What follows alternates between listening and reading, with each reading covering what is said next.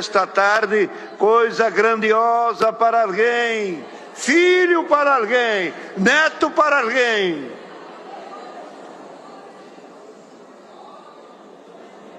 Senhor falou. Ora, Senhor falou com Ana, quando ela entrou no templo para pedir pelo nascimento de Samuel.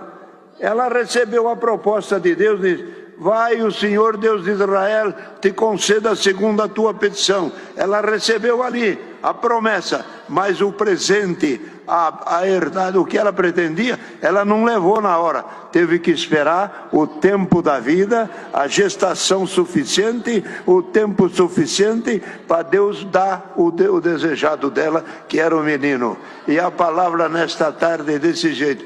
Alguém que está esperando de Deus, o Senhor te diz: vai e o Senhor seja contigo. O Deus de Israel te abençoe.